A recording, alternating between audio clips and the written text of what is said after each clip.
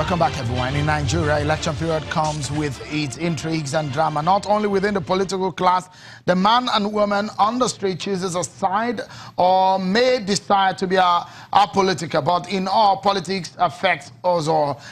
Chief Robert Clark, a senior advocate of Nigeria, is giving some legal perspective. Perhaps some of those you will need, they will be handy for you to understand all through these very interesting political season. So, before we went on that break, Senator Omar Agege of Delta State has been sent home for 90 legislative days. In fact, it was 181. That was what the Ethics Committee advised the Senate to do to Senator Omar Agege, but it was cut to 90 legislative days. So the question is, Chief Clark, was it politically sensible or reasonable for Senator Omar Agege to go to court to stop the process of his punishment?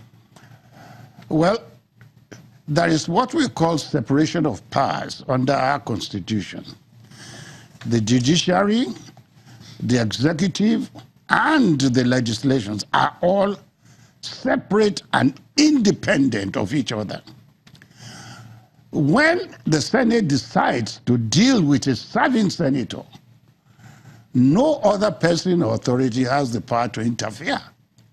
Therefore, for Senator Agege to have been advised by his lawyer to go to court to challenge, I must say is very unfortunate.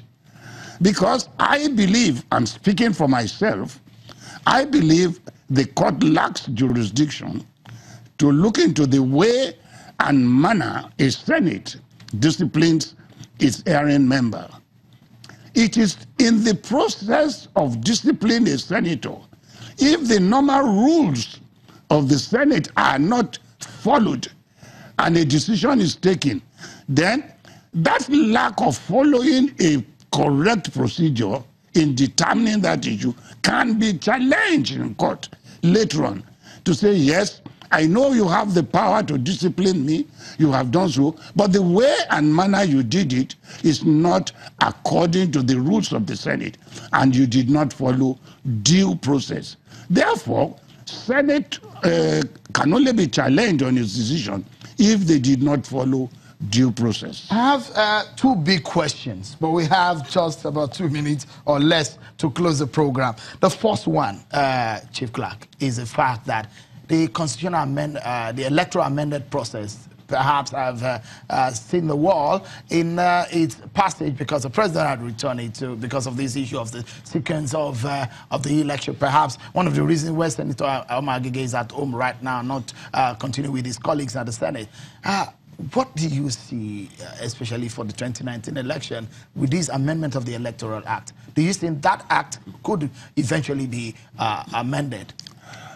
The Constitution is very clear. When the National Assembly passes a bill and sends it to the President for assent on a simple majority, the President, if not satisfied at certain clauses in the bill, can return it back and say, look, I don't like this clause, I don't like this sequence, please look into it, amend it. If at its return, the National Assembly feel they are correct, the President is wrong, they will now veto by a majority vote of at least 2/3 of the sitting members of the House, not of the present members. What I mean is this: if there are 100 senators and a bill is being returned after it has been vetoed by the president, and say, I'm not going to grant it assent, relook it, they can now return it after relooking to say, no, we are standing on our ground. The vote to override that veto must be 2/3 of members of the House, not the members sitting on that date. So the number of votes required will be 2/3 of the 103 or 100. And not if there were only 60 people that day, then 2/3 of those 60 members will not constitute under the Constitution.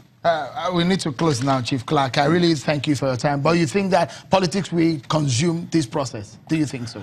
Politics will always consume, but whether it's for the good of the country or not, because I don't see why a simple question of sequence in the days of an election can cause such a political palaver. Chief Robert Clark, always a pleasure having you on the program. Thank you very much. It just seems that no time can ever be enough to get your perspective on several of these issues. Thank you so much for your time. Thank you very much. And that's our show for today. Sincerely, we must thank you for staying with us for these 1 hour or so. Thank you so much for watching. I'm Seun Okinbaloye. Bye-bye.